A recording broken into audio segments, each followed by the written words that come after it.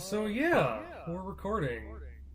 Welcome to the Arcade Era Power Hour, episode 2, with guest host Milo. Greetings. So yeah. I'm Milo. Nope, go ahead. I'm Milo. How's it going? I'm from the DK Vine forum, which is how I met Gibbon. And he updates a very interesting thread there about all the arcade era stuff, which he spun off into DK Goda. And so, yeah. Yeah. Hasn't actually been a whole lot to report on that recently, unfortunately.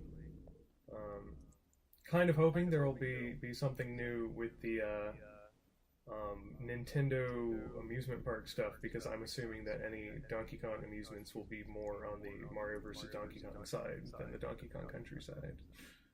But Yeah, or just straight 8-bit nostalgia type stuff like in, Nintendo Land or... Plus, that'll things just like give me that. a good excuse to go to an amusement park in a different country. Oh, yeah. Yeah. But Osaka's anyway, got a lot of good retro gaming shops too. yeah, it does. So, for this episode, I figured we could kind of go over Stanley the Bugman and Donkey Kong 3, since it doesn't get a whole lot of love around the internet. It's And true. It'd be nice to just have sort of a comprehensive, not really a retrospective, but just sort of a overview. I don't know. But yeah, there's actually a lot more than I thought there was going to be when we were sitting down to research what to cover on this episode. Yeah. So A Stanley Spectacular. yeah. Celebrating what, like, oh man, 36 years of Stanley the Bugman. Not quite 36. 34 years of Stanley the Bugman. Yeah. Do you think he's going to get a big 35th anniversary, series of concerts, God, an no. amiibo line? At least an amiibo line, if not I two. hope so. Yeah, one with them shooting his gun up, one of them shooting his gun to the side. And I mean, you got to go through all the different recolors and the 8-bit version and, like, the GameCube version.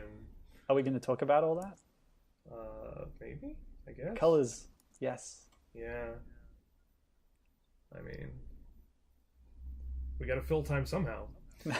So, I guess Stanley's adventures, for as far as Nintendo is concerned, start back in December of 1982, when they released a Game & Watch title called Greenhouse. And, Green Space House. Green Space House. I love how Nintendo sort of names things like ladies golf with no apostrophe.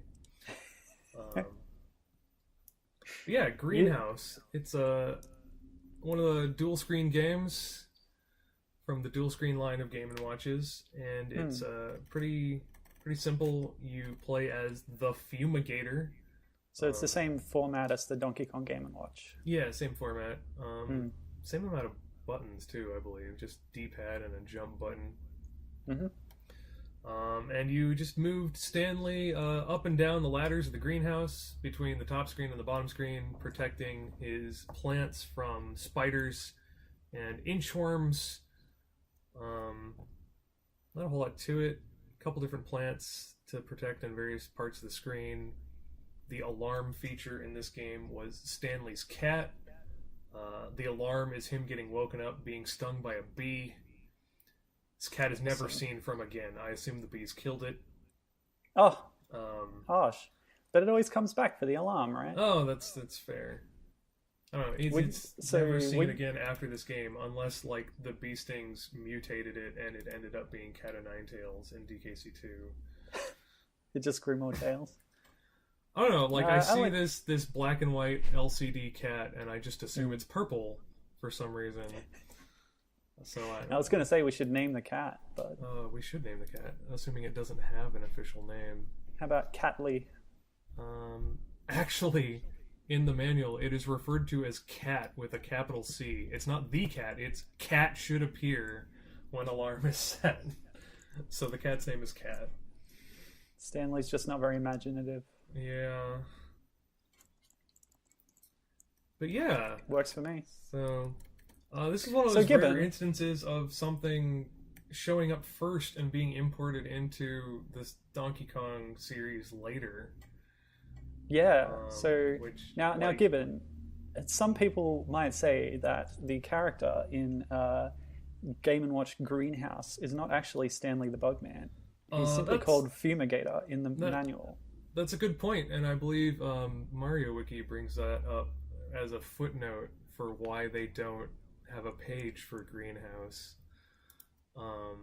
But it's there was the commercial advertisement, which this YouTube video says aired in 1983.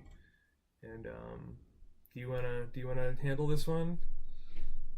Uh, it calls him Stanley the Bugman. Yeah. It's just a early '80s animated thing. Shows Greenhouse as one of the games it's advertising, and specifically refers to him as Stanley the Bugman. Is So, it Stanley the Bugman or is it just Stanley? No, it's just um, Stanley. It says Stanley's going bugging. fair enough. So Yeah. but it refers to him as Stanley, so Yes. we can reasonably infer that this is the same character. Yeah. I mean, And I'd if point out I that straight away after it is, Mario and Pauline and Luigi. Mario and Pauline look kind of similar to how they appear in the Saturday Supercade cartoon show. Actually, yeah, I wonder if this was animated by the same people who did that. It doesn't look like it's the exact same people, but the character design is reminiscent, I would say. That's fair. And Stanley, of course, Stanley is going bugging. He appears as he did on the cover of Greenhouse, that is, with a red shirt, a white hat, and brown hair. No facial hair. He's never That's right. had facial hair. No, Unlike yes. Mario, who went through some early periods of shaving and then regretting it. Stanley's never had facial hair. So yeah. Well, maybe he had a little goatee that we never saw in his earlier years. It's quite possible. But yeah. So yeah, that's Stanley's debut. Unassuming little game. Yeah, it was actually remade in one of the Game & Watch Gallery games. I think it's number 3. Number 3. Yes. But that has nothing to do with Stanley. It's Yeah. replaced by a Yoshi's Island kind of skin where Yeah. Yoshi's stopping fly guys and monkeys from, I guess, stealing flowers as well. Yeah. Yeah. They kind of did that in the modern, quote unquote, modern versions of the Game & Watch Gallery titles, because they did that with like the DK games too. They replaced Pauline with Peach, and the enemies with like Goombas and stuff. So that's kind of regrettable. That I don't know. I think it's kind of interesting from a sort of perspective of like this is the post DK94 versions of like DK Senior and Junior, so having them be more like integrated with Mario, but it does mess with the timeline a little bit. That's the problem. I mean, as a Yoshi's Island fan, I do like having the greenhouse have a Yoshi kind of skin, but but in this case that we're talking about now, any loss of Stanley is a tragedy. It is a tragedy. He doesn't show up in a whole lot of things, like more stuff than I initially imagined, but still not as much as I'd like. Greenhouse also appeared in, well, it was re-released in the Game & Watch collection for Club Nintendo thing on the DS. Yeah, it was. And also there was a Greenhouse micro game in WarioWare DIY, which just replicates the top screen of the Game & Watch system. There have been some interesting micro games with the old arcade and early stuff, but Greenhouse wasn't one of them. No, I mean DIY. It was limited by only being able to use the touch screen and having to be made in the in-game creation engine. Like, that's but fair. I mean, the micro games you get in there, they aren't as complex as the ones you get in Touched.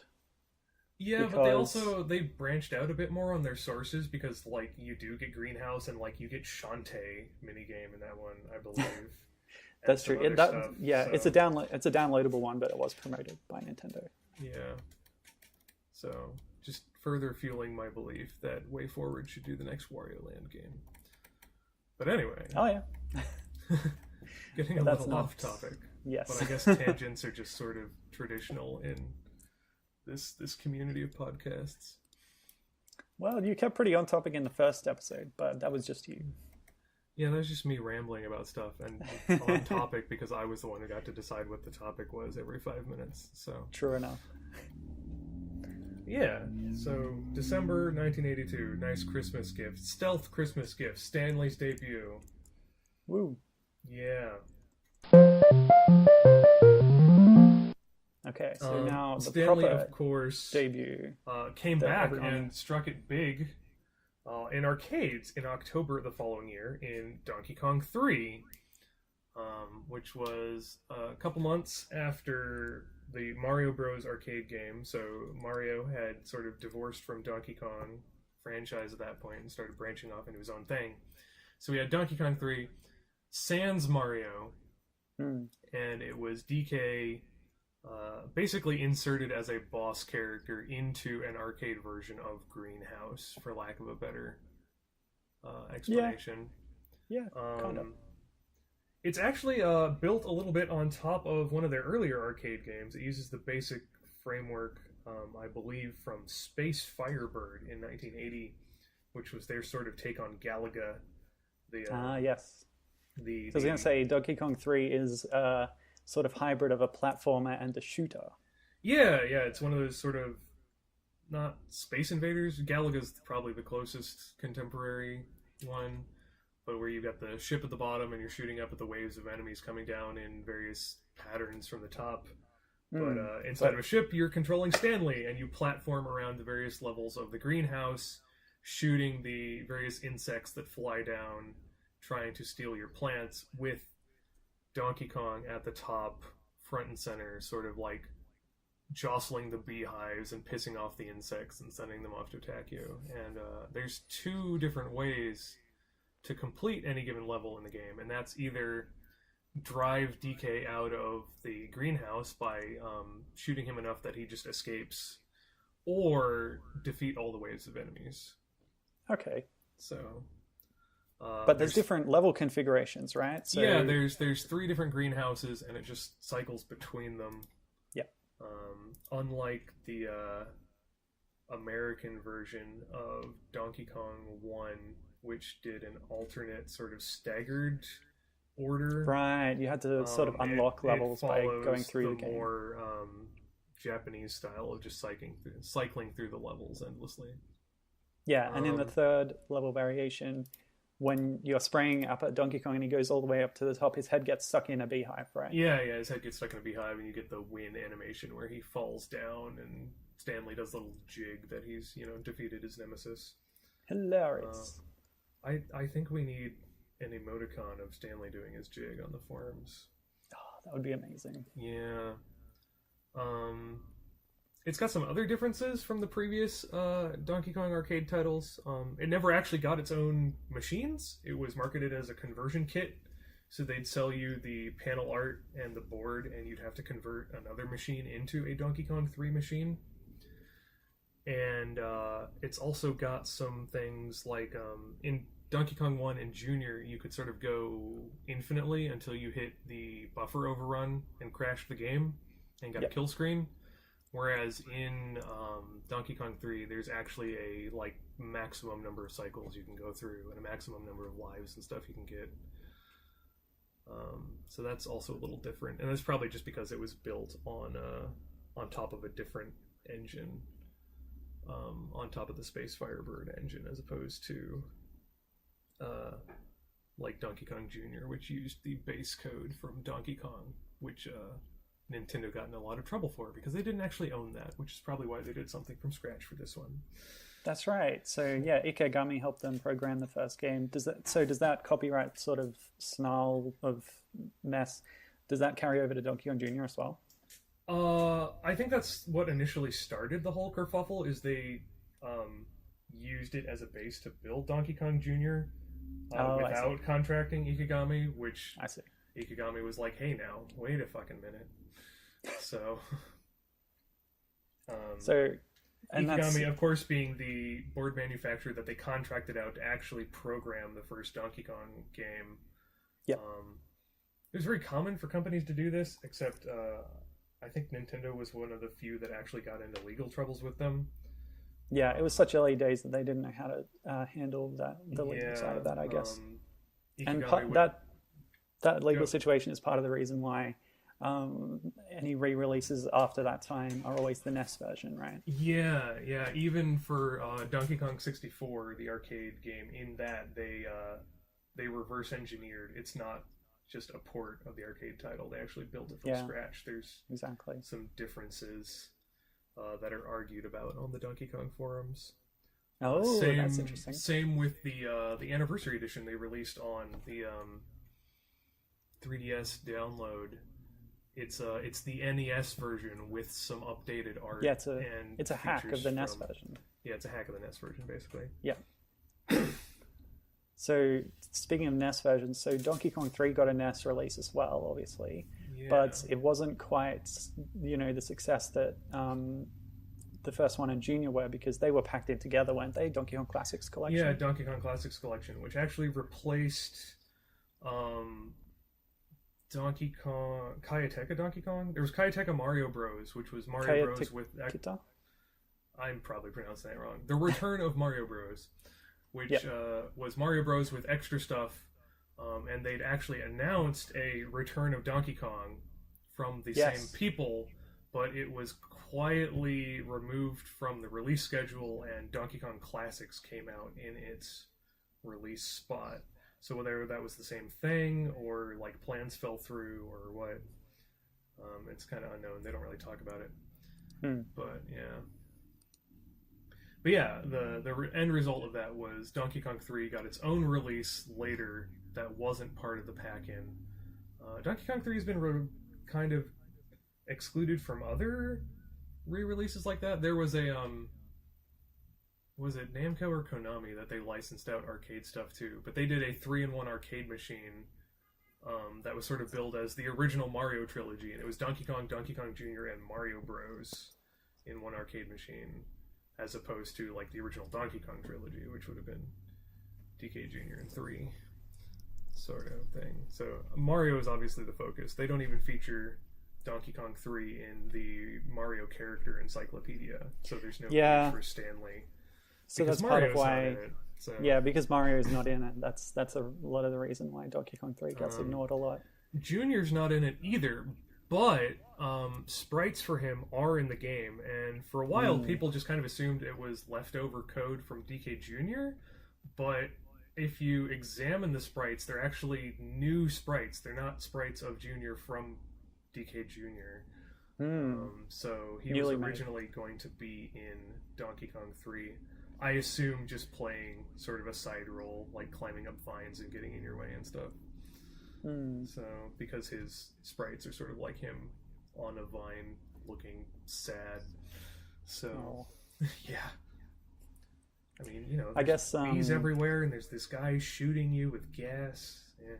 Maybe they cut him because he was the good guy in the last game, and that's fair. It would have made Donkey Kong more sympathetic, but they wanted him in the straight antagonist role. Yeah, I can see that. Also, like, the screen's really cluttered with stuff going on. Like, it is a shoot 'em up thing, so if you were going to add Junior to that, it would just be like another thing to pay attention to. It's even more cluttered in the NES version because it's vertically squished. There was more resolution vertically in the arcade version. Did you ever play the arcade version? Yeah, I've actually only played the NES version a couple times, and I primarily have played the arcade version. Right. So I'm a bit younger than you, so I never played it at an arcade, at least not until more recently when they have multi-arcade machines. Yeah. I've never played it at an actual arcade. I've only played it on just computer stuff. I've got some like emulators. No, there's some like Gibbon. I guess technically, yeah, they're emulators, but they're like How dare officially you? supported emulators. Oh, So okay. and I've Yeah, got some like USB arcade sticks from like when I was big into fighting games and was vaguely contemplating going to Evo. But I was going to say I've never played the arcade version myself. I'm only familiar with the NES version, and that's only through some early emulation. I mean, back in the day, a friend gave to me a stack of ROMs on a floppy disk, and the classic NES emulator Nesticle, which was yeah, I remember whose that. icon was a scrotum. Was that what that was?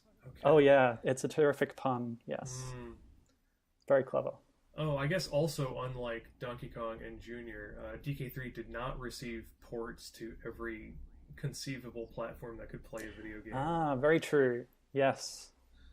So it's pretty much just the arcade version and the NES version. Mm. Because there So were a ton of home computer platforms, and back in yeah, those early days, Nintendo would I've, license out their games to mhm. be ported to them all. Yeah, I've got Donkey Kong on like 6 different platforms, Mm. but I've only got the NES cart for DK3. So Yeah, there's some good collages of sprites of Donkey Kong and Mario from all the like Atari and yeah, yeah. ColecoVision versions, and some of them were a little bit off. I kind of wish the people who have been doing all of the like redos of the like Coleco and Atari and home versions of Donkey Kong and Donkey Kong 2 or Junior um, would do DK3, but they seem more concerned with like doing home versions of like D2K and DK Remix as well. Just Mm. because I guess because you've already got all the assets lying there because you already did Donkey Kong, so you might as well do Jumpman Returns and Remix. It'd be nice if somebody got around to doing DK3, and if it Well, wasn't me because I'm lazy. So I've got enough speaking of side those projects home, I'll never finish. speaking of So the home computer ports, that's a good segue into the computer sequel. But I do want to cover very quickly the coloration of Stanley because oh okay. that's something I want to talk about with each of these games. We've In also the got the Game and Watch release between it and the Oh sequel. yeah. But yeah. Okay. Yeah, we'll do that. We'll go chronologically. Okay. But Yeah. anyway, Go. the colors. We at first we've got the flyer for Donkey Kong 3, where Stanley's got sort of light brown hair, blue shirt, and red overalls. So that's the same coloration that Mario had in the early days, right? Yeah. Interesting. Is there a connection? Actually, in early in the arcade Wrecking Crew art, Mario and Luigi don't have mustaches, so they look very similar to how Stanley does here. No, So that's weird. I'm imagining them without mustaches. That's very strange. I believe it's because the decision to actually make them Mario and Luigi didn't happen till the port to NES happened, Mm. but yeah. So where does the famous white and blue color scheme come from, Milo? The blue and white color scheme, yes. Everyone knows that Stanley is colored blue and white, don't they? I mean, that's how he looks Well, in the Smash Trophy. that's true. And he's But got the orange overall, orange yellow. I don't know. I'm colorblind. oh Overalls yeah, and okay, blue shirt in Saturday Supercade. yes. Well, a problem with that is that the conversion we have from VHS tapes has Oh, degraded yeah, yeah. significantly. So any YouTube ribs you see of Saturday Supercade are not probably how it Um, was made and then he's got is it white overalls and blue shirt in game in Donkey Kong 3 for the NES. for the NES, and then Yes. um, on the cover of Greenhouse, he's just got a red shirt, um, and the TV advert has beige pants for that get up, and it's not overalls. Yes, So correct. So, sorry, I'm not sure if you just said that on the NES version. He doesn't actually have sleeves in the NES version. Oh, really? He's got bare arms and white overalls. Oh, man. Getting that Wario fashion sense in early. Yeah, but blue hair. So that's not represented in any artwork. To be fair, I think Mario had like different colorations in like every iteration up through Super Mario World, which sort of standardized the modern look. But yeah. All right. So the thing about Stanley's colors is in the arcade flyer, he's got red overalls, blue sleeves, blue shirt, and brown hair. In game, it's the same. In the arcade version, yes, red overalls, blue shirt, brown hair. However, there is a power-up, like a super spray thing. Yeah, super spray can. Yeah, and that changes his color. Well, I guess it only changes his shirt because he's still got a red overalls on, but his shirt turns yellow, and that's how you know. Super power spray. Woo. Yeah, so that's his version of like Fireflower Mario or whatever. Yeah. It doesn't make him invincible or anything, does it? No, it's just like super spray. So. He's always got yellow shoes. Looks like. So yeah, that's the real solution to the real colors of Stanley. Of course, you know, in the NES version they change it due to, I guess, power limitations and stuff. So he has white overalls and no shirt. Actually, he's got bare arms, but he's got blue hair in the NES version. Yep. Even though the artwork on at least the EU and Japanese versions of the NES game just take art from the arcade flyer. Yeah, but the other games do that too, so it's whatever. Yes, yeah, that's exactly right. And then again, he had different colors in the DK3 sequel, but we're not there yet. Okay. Yeah. So we're up to Game & Watch, right? Yeah, Game & Watch. Donkey Kong 3 Game & Watch, which came out in August of 1984. So 10 months after the arcade release, we got the Game & Watch, which was one of the multiplayer Game & Watches. Which they had a word for those. Give me a second and I can tell you what it was. Versus system? Yeah, micro versus system, because the versus system was the multiplayer arcade machines, such as Wrecking Crew. The micro versus system was actually an ingenious little thing. I like them. I would not be at all displeased if the NX followed this just pattern and was like, fuck it, we're micro system now. What, with tiny little hockey puck controllers? Yeah. So it's one long screen lengthwise, and it's two controllers that are attached via wires to the Game & Watch.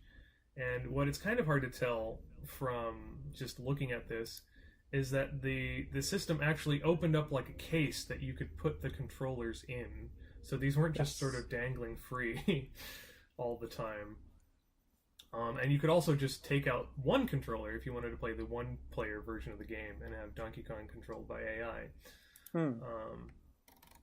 But whereas the plot of Donkey Kong 3 for arcade was protect Stanley's greenhouse from Donkey Kong as he and his marauding bugs and Donkey Kong try to steal the plants. Or I guess more accurately, it's marauding bugs try to steal the plant and Donkey Kong just gets in the fucking way. The plot of Donkey Kong 3 for Game & Watch is... in the greenhouse, Donkey Kong and Stanley are frantically fighting off bees to defend their garden, and each force the bees towards their rival's side. So it's implying that Donkey Kong controls an area of the garden and Stanley controls another area within the greenhouse. Yeah, so I guess Donkey Kong gained some ground, and they've just been at this for a while. So despite the seemingly conclusive ending to Donkey Kong 3, there was more to the story. Well, you know, we've seen how DK just kind of gets up and keeps kicking ass. In previous arcade titles, so I wouldn't be at all surprised if he just kind of got up and was like, you know, Goreburger style, "This is my greenhouse now." If anybody gets that reference. I do not, I'm sorry. Oh, okay. Okay, a little esoteric. Tangents. That fell flat. But yeah, it's a lengthwise screen, and on one side you've got DK, and on the other side you've got Stanley, and they can kind of go. There's 3 levels, so they've got the top, middle, and bottom, and they kind of go up and down, and using their fumigators, which they occasionally have to refuel, just sort of push the bees back and forth at each other. And if you stay on one level too long, I believe like a fireball or something comes rocketing off to knock you off your high horse or something. I might be imagining that, but yeah. So it's kind of interesting. I believe that happens in the Game & Watch remake, but not the original. Not the original? Okay. Not from what I can see in the manual. I don't know. But yeah, nice head-to-head gameplay. Cool stuff going on there. Putting them on equal ground. I mean, it doesn't. This game doesn't make any sort of value judgment over who's the good guy and the bad guy. DK displaying his great ape intelligence, using tools against his enemy. Totally. I mean, I should say that player 1 is by default Stanley, right? Yeah, player 1 is on the right and is by default Stanley, and player 2 is the left-hand controller and plays DK. So the controllers, the little pucks that come out of the system are labeled 1 and 2, but can you pull out 2 and just use it against a CP1? That's a good question, actually. Obviously, neither of us have a copy of this unit because it's very rare and expensive. But yeah, usually the manuals tell you which different games you can play. Nope, there's just Game A and Game B. Yeah, it does say that Game A, where Stanley is controlled by, is operated by controller 1. That's what the manual says. Yeah, okay. So play as DK mode. You gotta wait till like Greenhouse Tropical Freeze to get your play as the helper mode. Yep. I was going to ask about the alarm cat, but no, it's just a bell. Too bad. Yeah. Also, just coincidentally, this is one of the first times Donkey Kong is playable, if not the first time. You're right. Donkey Kong was playable. Yes. Oh my goodness, I'm actually missing a thing on my timeline. The other Donkey Kong... Nope, I just can't spell. The other Donkey Kong Micro versus System game for the Game & Watch was Donkey Kong Hockey, which came out 3 months later. So yes, Donkey Kong 3 for the Game & Watch was the first playable showing from Donkey Kong Sr. Yeah, and that's Donkey Kong playing against Mario in a game of field hockey. Yeah. So, yeah. I don't know why they haven't done a modern remake of that. Like with the Snowmads being a thing, you would have thought that like Donkey Kong Hockey would be right for the reinterpretation. Yeah, you would have thought. Yeah. There's not as much spin-offs get made these days. Yeah. It's too bad. Would have been a nice bongo game too. Oh yeah, that Donkey Kong Hockey predates any other Mario sports game. Yeah, that's actually also like the first Mario. Well, maybe not the first one.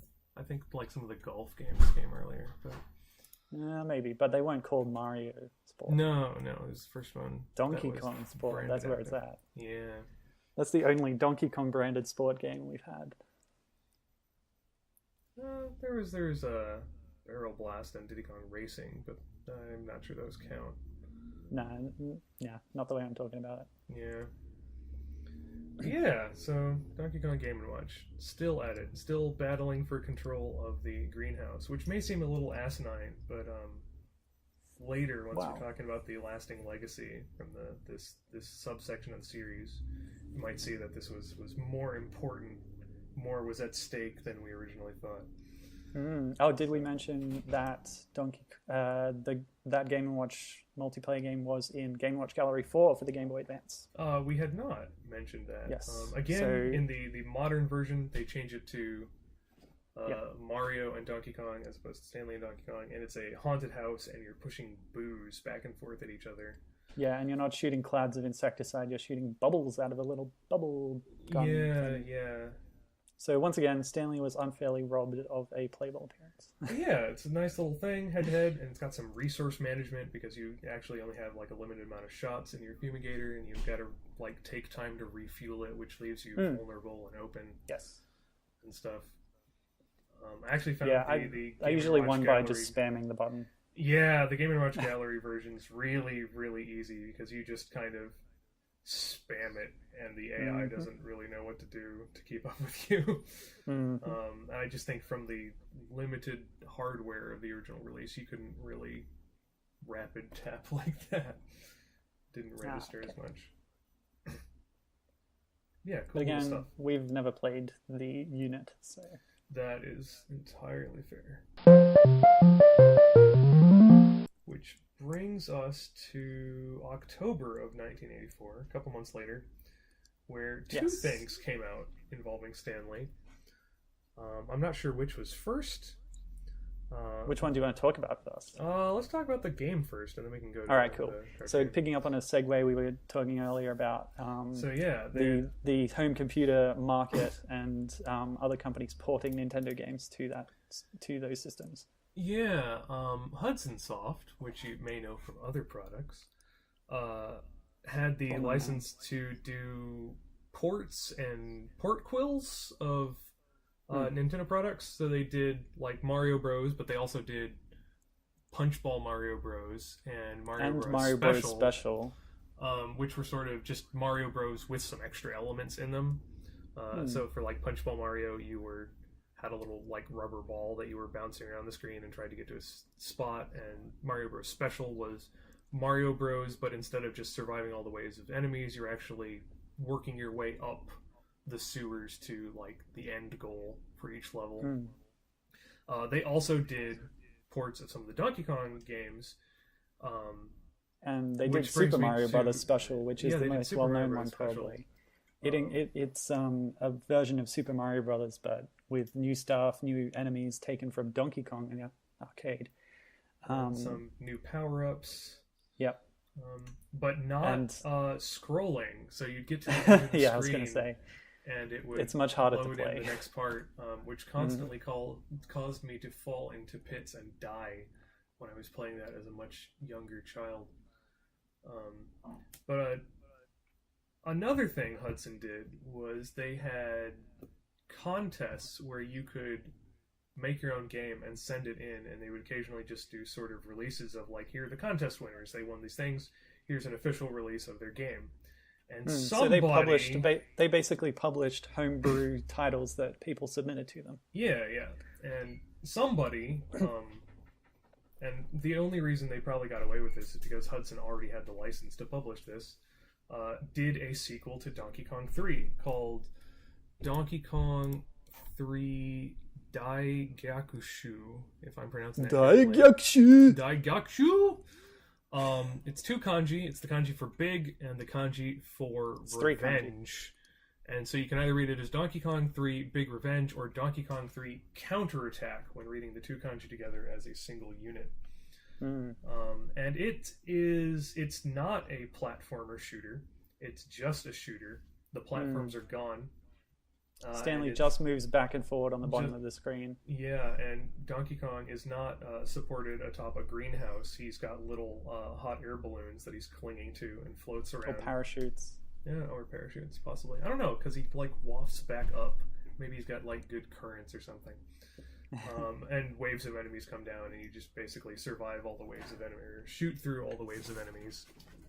And yeah, you do still have to force Donkey Kong upwards by hitting him sometimes. Yeah. It's got 20 levels that it just cycles back to if you get through all of them, and it's just a surreal game because the enemies are the same as in DK3. You've got the little flies and the worms, which I believe are called. Oh, and quick note: Stanley is actually in his red overalls and blue shirt in this one, like he is in the original arcade cabinet art, and never again. So correct. Yeah. But the levels, as I was saying, are just surreal because it's 20 levels. The first 10 have Stanley chasing Donkey Kong across the countryside and eventually running into some aliens, stealing their UFO, leaving the planet and chasing him past Saturn to a mysterious planet, as the level is called. And it's just weird. Yes. This is literally true. We are not making this up. Should we read the level names? Yeah, level... So level... As each level starts, a little description comes up. And the background picture for each level is different. So you've got on the highway, which is sort of a barren highway, on the strange bridge, which is a bridge, on the country road. Again, these are kind of self-explanatory. Level 4 is where things start getting weird. It's the aliens, and you just have these weird, like, green hazmat suited aliens looking on. They're really creepy. Then you have the UFO, where you're in the cockpit of the UFO, leaving the Earth, which I believe is just sort of like a, view of the planet, in the Astro Belt, ASTROW, Astro Belt, which is not a word, no. I'm assuming this was not a native English speaker. Around the Saturn, I said that correctly, and a mysterious planet.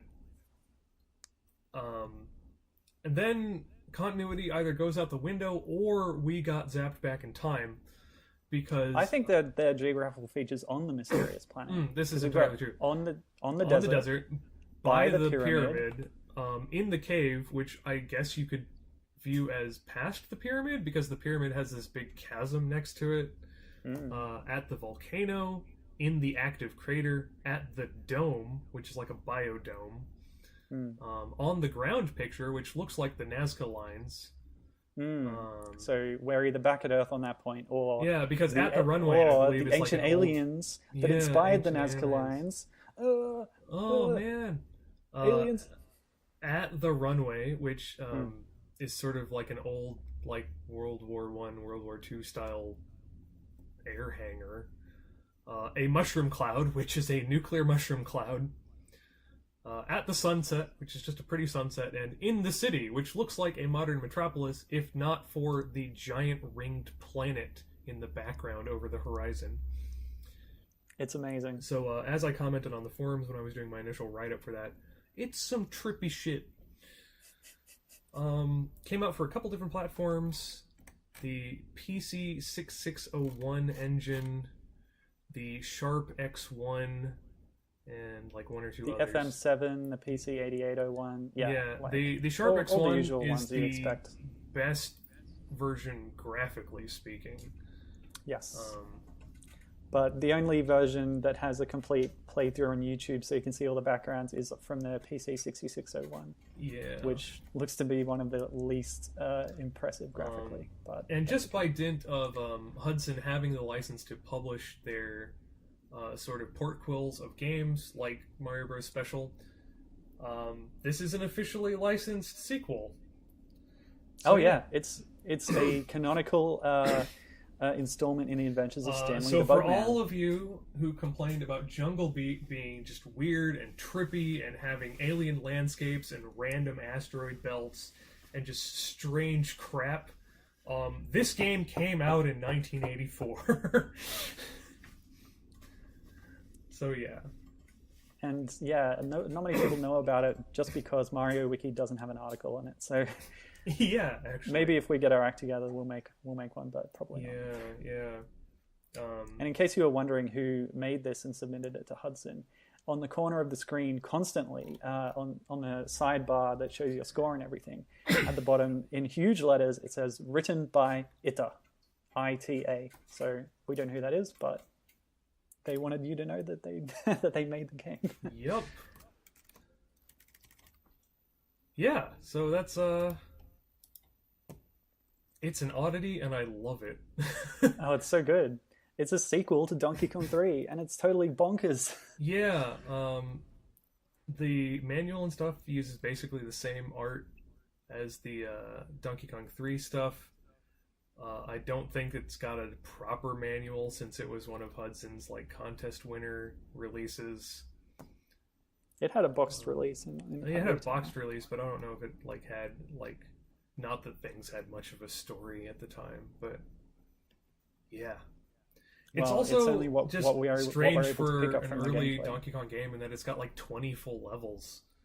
because you like go from Donkey Kong and Junior and Mario Bros, which had 4 levels each, and then DK3, which had 3, and then you have Daigakushu, which has 20.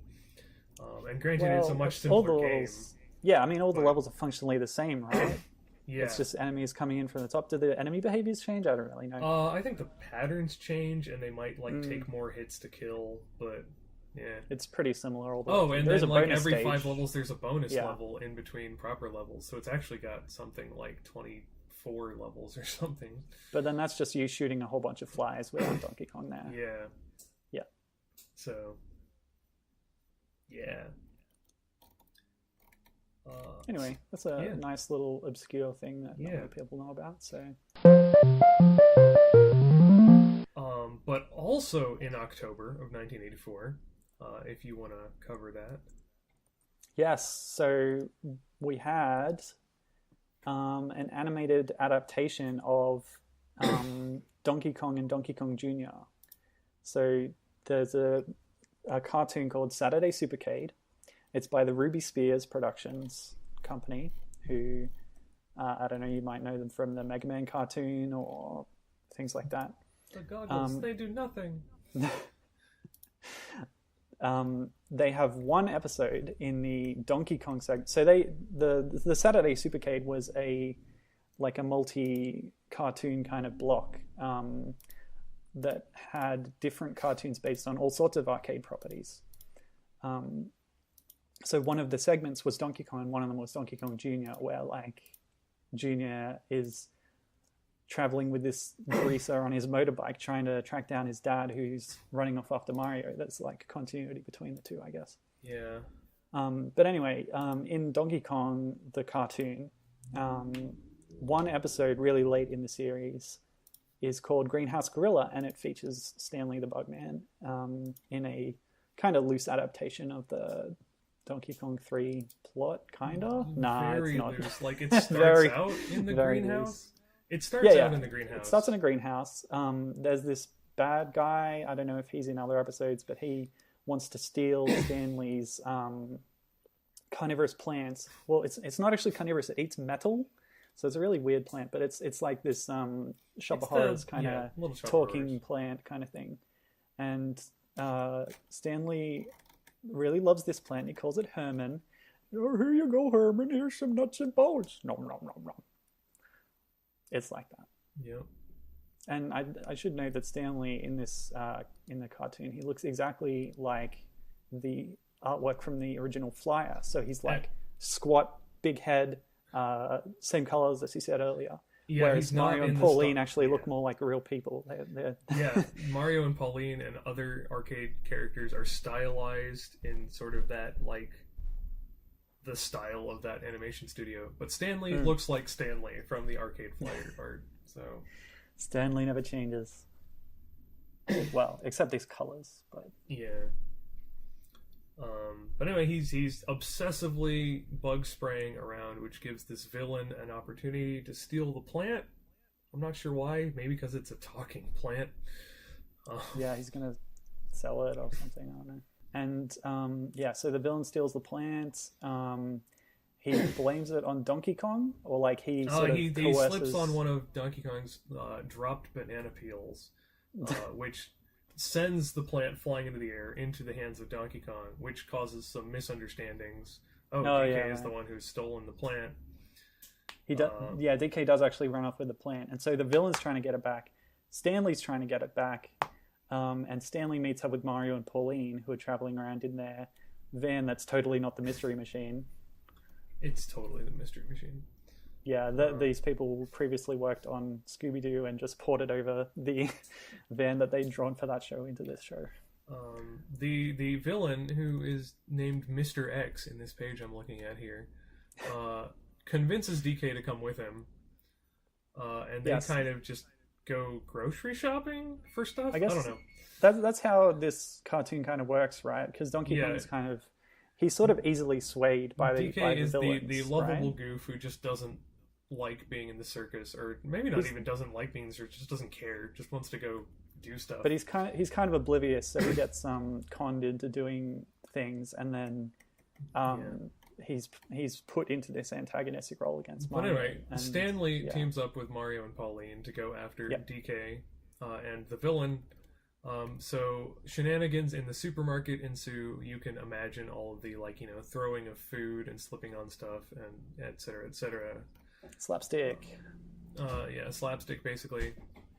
We then move locations briefly to a bit of a car chase and end up at a grand ball where you get to see everybody in tuxes, including the plant who's wearing a little bow tie.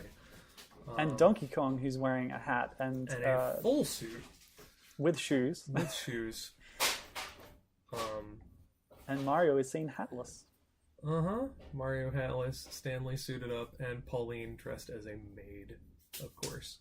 Which is weird because of all the people there, canonically she should be like the high society lady in the red dress, but Oh, really? What's her background?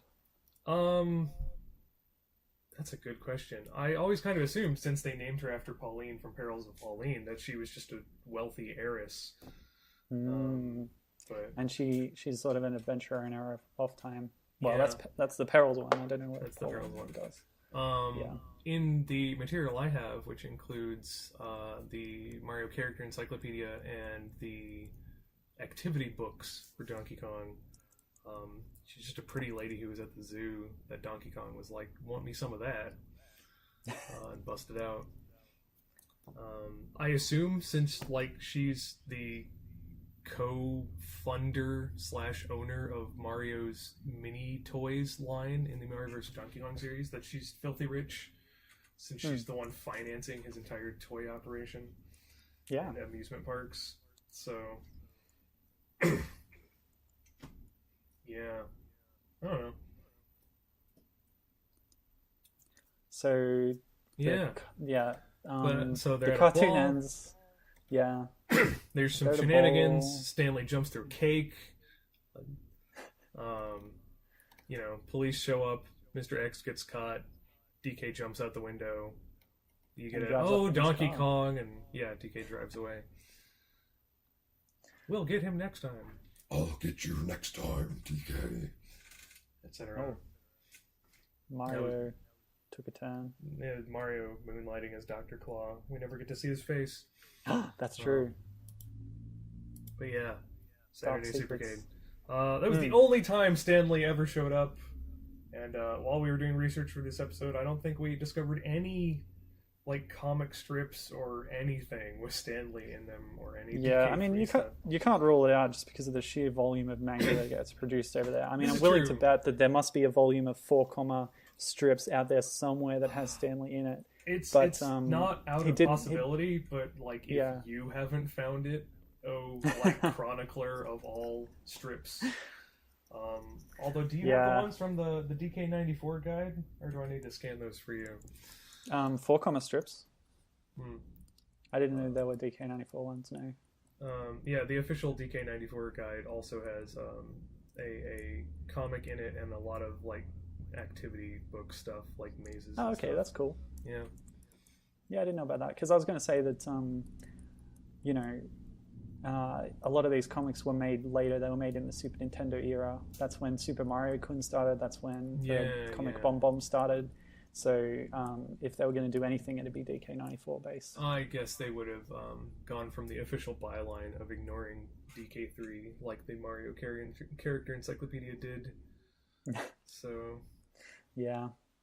So, in the Supercade, we don't know who voiced Stanley because the credits just have a whole list of names. I'm not going to read them all out, but there's a lot of them. The only one it specifically credits is Soupy Sales as Donkey Kong. So, and Peter Cullen was the voice of Mario.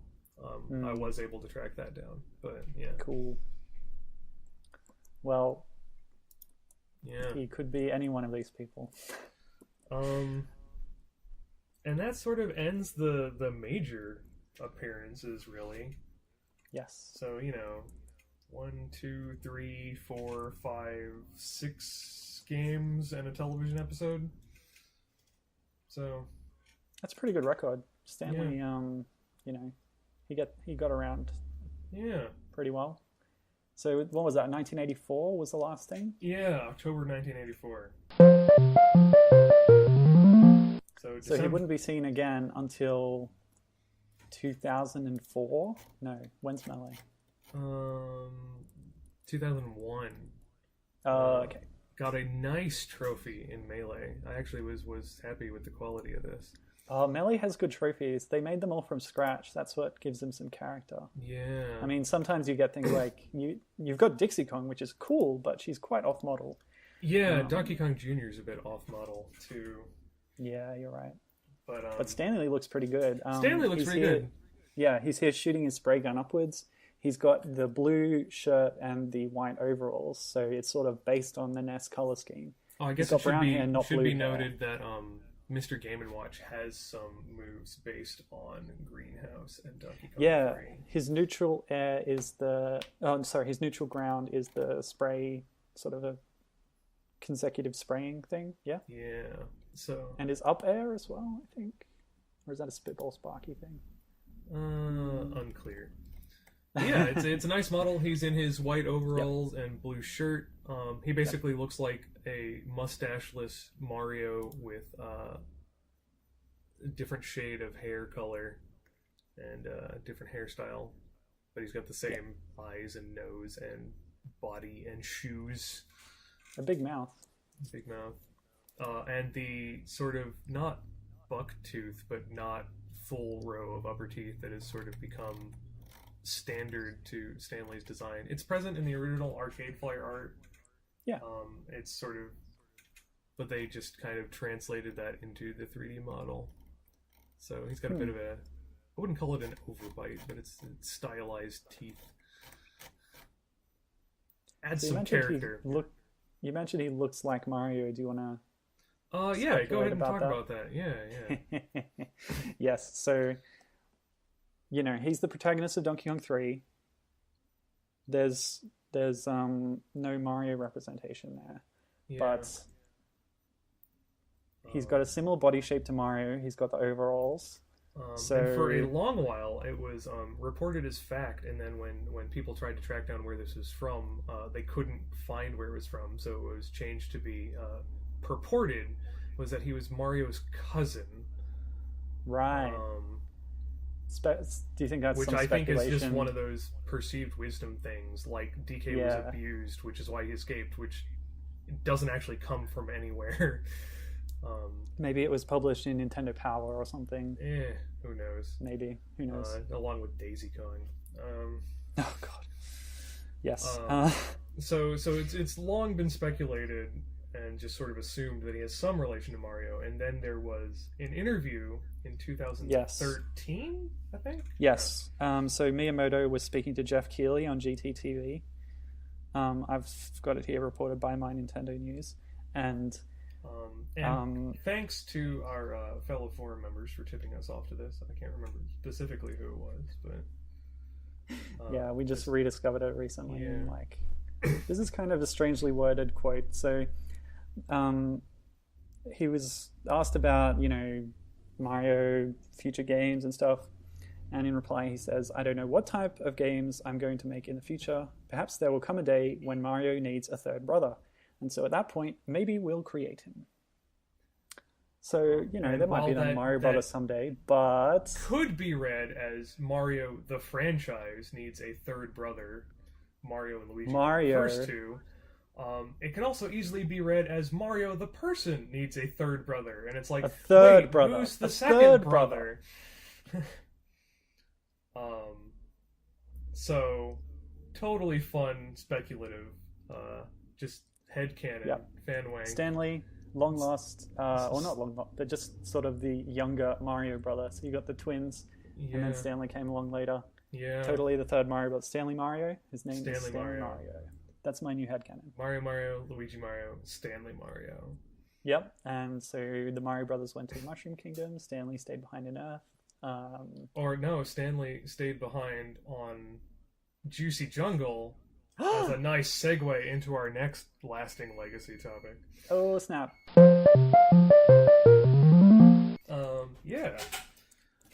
In Donkey Kong Tropical Freeze, the second to last world, before you get back to DK Island is Juicy Jungle. And it's overrun by these carnivorous plants. There's a beehive area. It's really cool. There's some factory where they juice the plants and turn them into giant fruits. And they juice them, and the Snowmads, the antagonists of the game, have taken it over and turned it into a giant like slushy and popsicle factory. But in the background of one of the stages, Fruity Factory, which is the third stage on the island, can be seen Stanley's greenhouse from Donkey Kong 3, just kind of fallen into disrepair with the fumigator like propped up on a crate.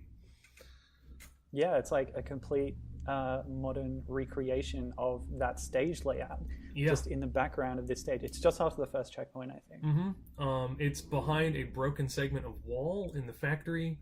There's some windows looking out, and then the wall has crumbled away, and behind the wall is this greenhouse, and it's got an open roof, although it looks like the roof has kind of crumbled into disrepair, and the trees on the side have become overgrown. The vines in the back are kind of all over the place. The flowers are kind of going everywhere. The fumigator's set on a crate. It's just right behind the checkpoint, actually. So it's an awesome little Easter egg, but it also sort of it also sort of infers that this is the island that Donkey Kong 3 took place on. Totally. And if you look at that in context, especially combined with Saturday Supercade, which has Stanley having a Little Shop of Horrors carnivorous plant, the Juicy Jungle's overrun with giant carnivorous plants. So, like, you know, then you can go back and think, why was Donkey Kong in this greenhouse? What was his goal? And Stanley was keeping these carnivorous plants, possibly. Stanley was keeping was these Donkey Kong plants there to try and stop him from cultivating these dangerous plants? Yeah. And using the insects to try and as an ally to help get rid of him. Of course, that kind of backfired, since in the Game & Watch title you have the bees just indiscriminately attacking both of them. Well, that's how you beat Donkey Kong, is sticking his head in the beehive. Yeah. Insects, they're wild creatures.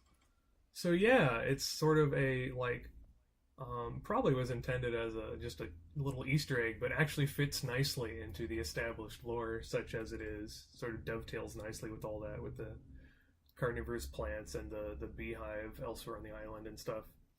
Totally. But yeah. You never knew that Stanley had such deep lores. Yeah.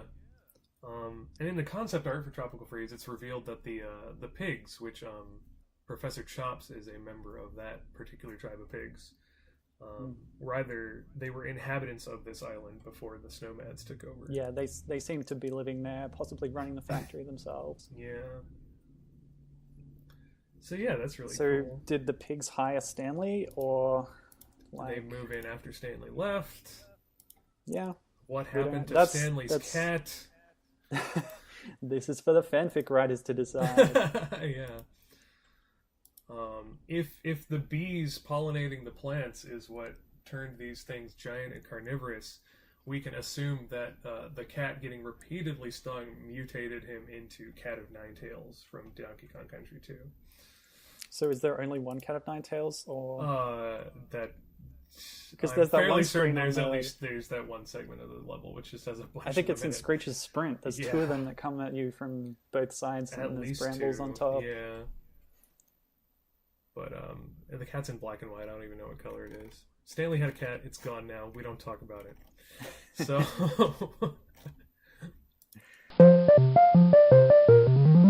What do we talk about? What's next? Should we talk about? He shows up in some micro games and stuff. Yep, WarioWare. So first we got Twisted on the GBA. Yeah. 2004. You tilt the Game Boy Advance, and Stanley's on this sort of big rotating wheel, and he's shooting upwards, and DK's swinging back and forth on these vines. So normally he's just straight up and down in DK3, but the tilt sensor makes him swing back and forth in this version. Yeah. There is this Game & Watch gallery as well. There's WarioWare Touched and WarioWare DIY Showcase. I want to talk about Touch because it's really interesting. Okay, go ahead. It uses both screens of the DS. So Stanley's all the way at the bottom, DK's all the way at the top, and it makes the greenhouse look really tall. And so it uses the DS microphone. And so in the context of this game, instead of spraying at him with the insecticide, Stanley is just blowing with his own lungs, blowing huge puffs of air as you blow into the microphone up at DK. So Stanley has really powerful lung strength. Nice. Yeah. And then he's also in DIY Showcase, which is the WiiWare accompaniment to WarioWare DIY, and which is just a sort of recreation, a bit smaller, of DK3. You got to shoot up at DK, but you have to try and avoid hitting the caterpillar, worm, snake things to just hit DK instead. And then small time you have. He's also in NES Remix more recently. Although while there were several games that got sort of actual like remix challenges like Zelda and Mario, or like the Donkey Kong Luigi edition where the screen is flipped and stuff, I don't think there was really much of anything for Donkey Kong 3 just beyond the normal challenges. Yeah, just some mini challenges of the actual gameplay. I mean, it's got the sort of updated visuals, a nice drop shadow, and it's all bright and colorful and stuff, but it's just the same sprites. The NES sprites, we should say, with the blue the NES hair. sprites. Yeah, blue hair, white overalls. And that's the same for the Wario ones too. They're all based on the NES sprites. And then I want to say there might be some badges in Badge Arcade, but I don't know. Good question. I don't recall seeing any, but there's so many, and they change a lot. And all three regions have completely different release schedules. Oh, that's fair. And they have some really esoteric badges in Badge Arcade, but yeah, who knows? Mario Wiki doesn't seem to have DK3 listed under their stuff for Badge Arcade, but I know for a fact there's some stuff in that's not listed on Mario Wiki, so who knows how accurate that is.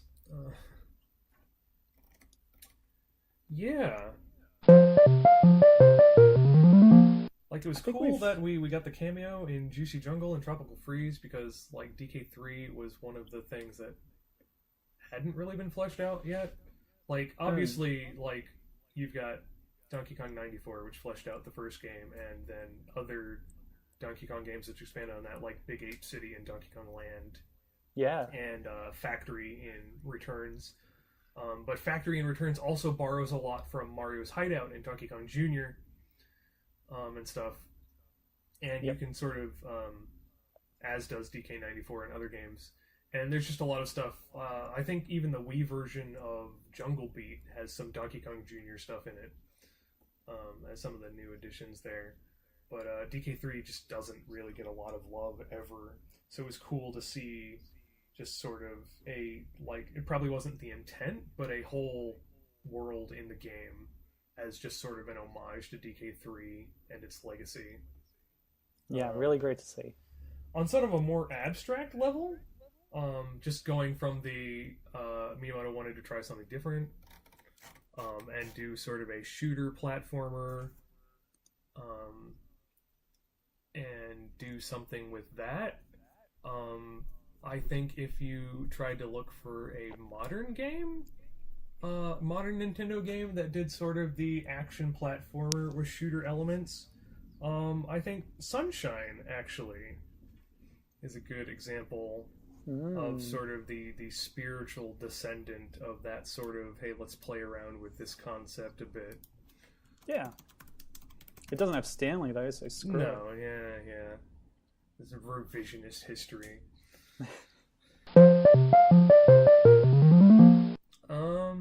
I don't know. You want to talk about like Stanley the Ghost for a second?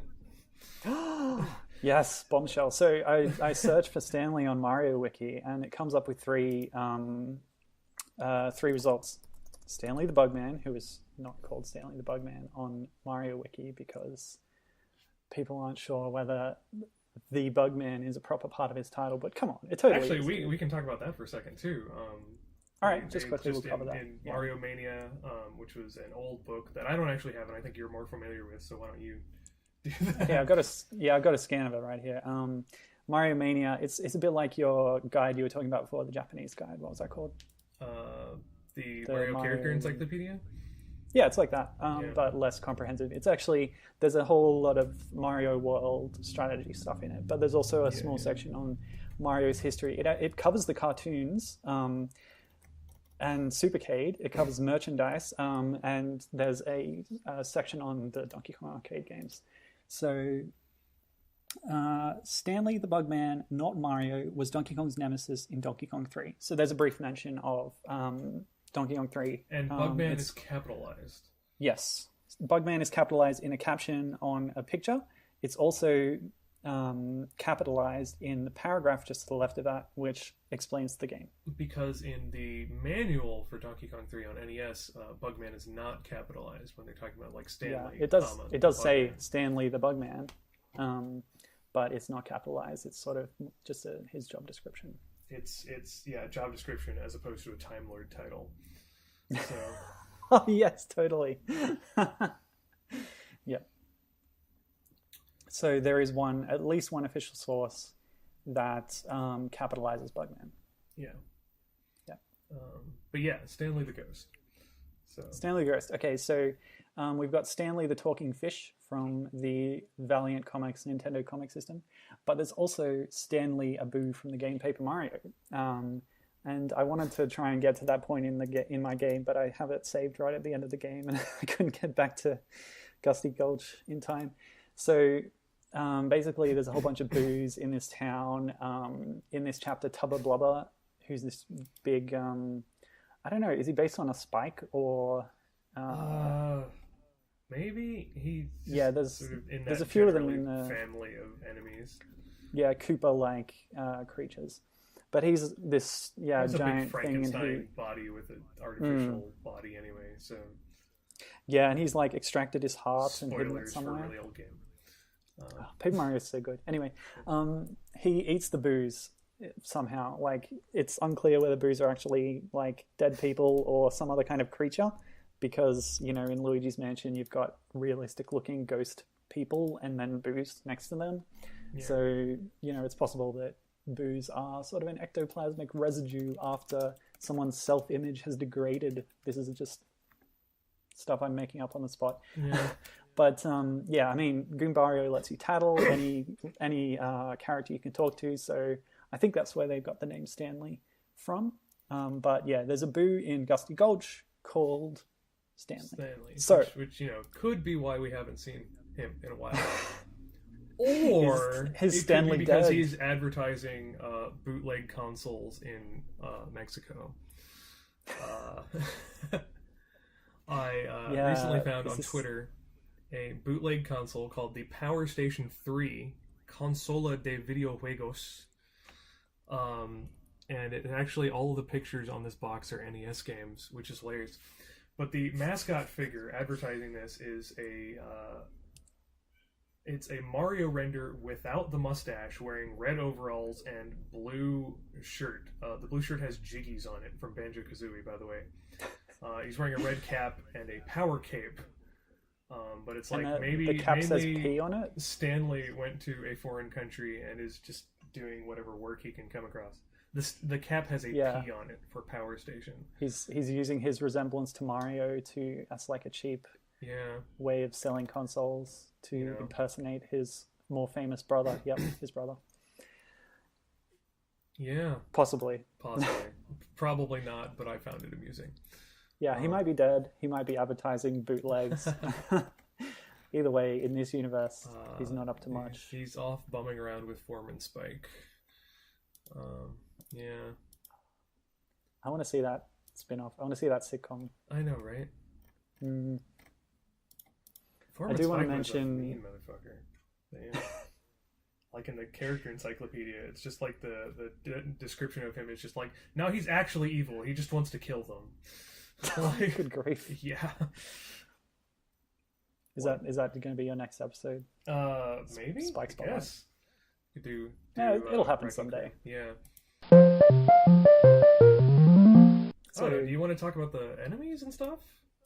I know we touched on that when we were doing research with all the bee spies and buzz bees and stuff.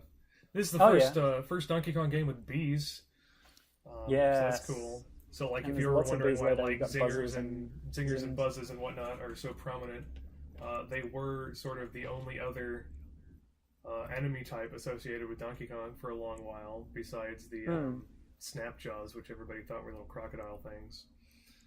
But were in fact mechanical bear traps that Mario was sicking on our favorite apes. Think about that for a second. But anyway, yeah. Crazy. So we already know he has a penchant for making little clockwork critters when he gets in the toy business. But anyway. I see. Yeah, most of the enemies in DK3 are bees of some sort. Yes.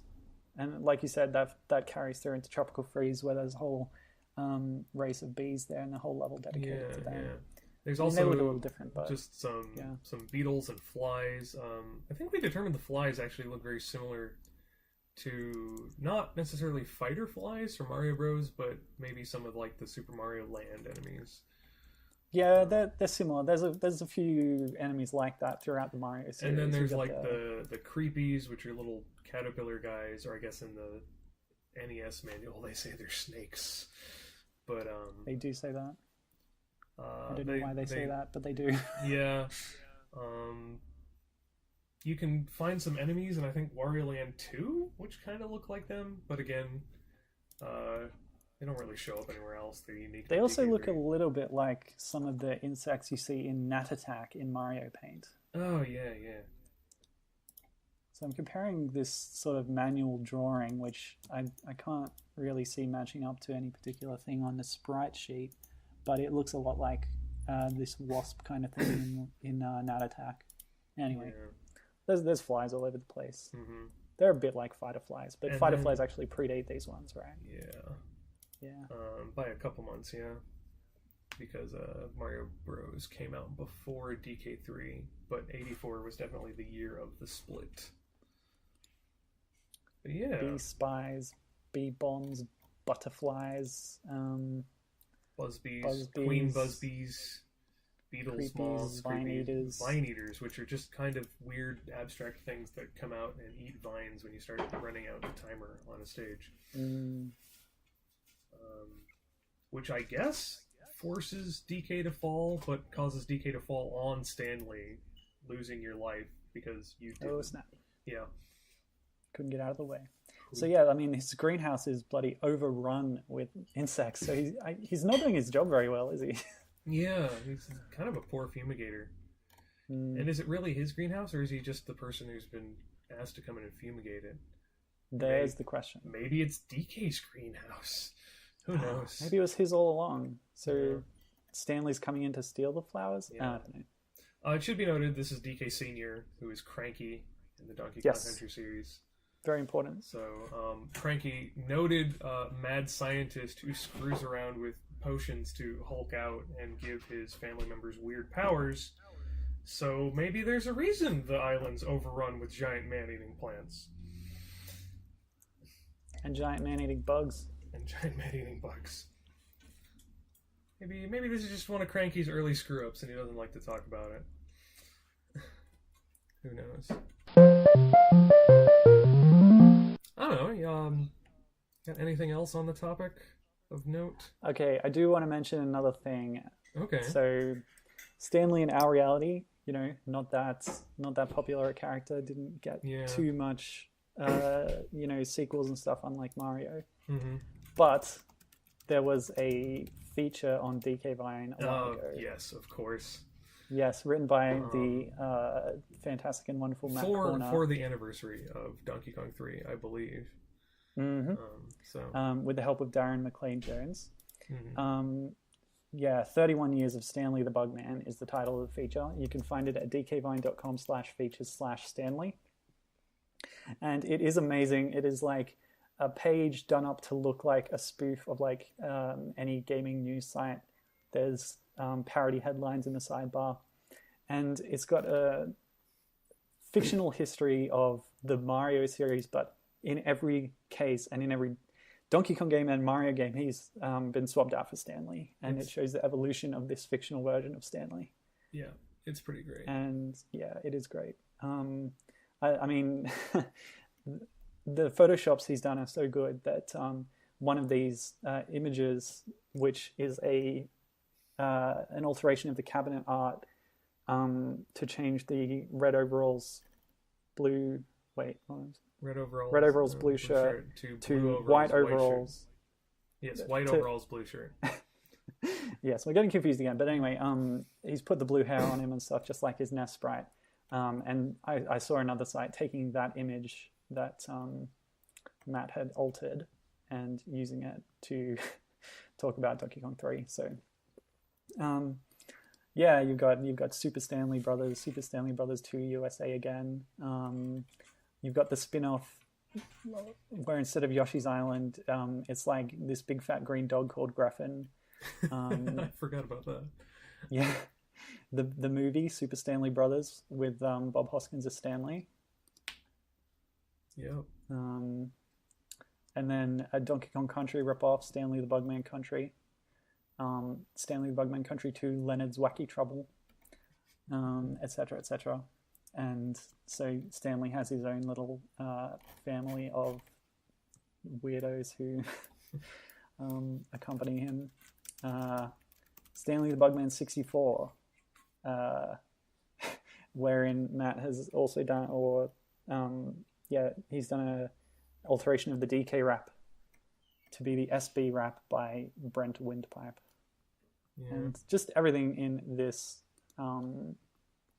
article is fantastic. Yeah, it sounds absurd, silly, but a lot of Photoshops. Reverent work went into it, so I highly recommend giving it a look. It's just, it's fun. It's what could have been with Stanley if he'd really taken off. But yeah, Stanley and Donkey Kong 3, and yeah, that was that. Will he ever return? You goddamn right. Just a matter of when. Probably going to coincidentally be around the time I finally get hired by Nintendo. Sheer coincidence. But until then, we're going to keep the dream alive here at dkgoda.com. Yep. Yeah. Stanley. Yay. Stanley. Baby Stanley for Yoshi's Island 4. Oh, yes. Oh, that would be amazing. It would give him a little projectile that shoots upwards. Oh, that'd be great. Yeah. Oh, yeah. You could be in a greenhouse world with all insects. Yoshi's Island 4, Mario and Luigi are grown up a little bit. They've got a little brother, and they're totally pissed off about it, so they kick him off a cliff, and the stork has to bring him home. Oh, you're hurting my heart, because all my dreams are being fulfilled in this conversation. Thanks for being on, Milo. Oh, you're quite welcome. Anytime, Gibbon, anytime. I'll be here for you. Except, we're on opposite sides of the country, so it was kind of fortuitous that we were actually awake at the same time to record this. Yeah, it's a rare occurrence. Don't have to go to work today, so... Yeah. And by country, I mean planet, so... Yes, planet. This global country of ours, this big round country. Yep. Mm-hmm. Leaving the Earth into the astro belt, Spaceship beyond Earth. the Saturn. In the UFO with the creepy aliens. We'll travel to the pyramid and the long cave. And I don't know how to end this, so we're just going to end it right there. Ba-ba-da-ba-ba.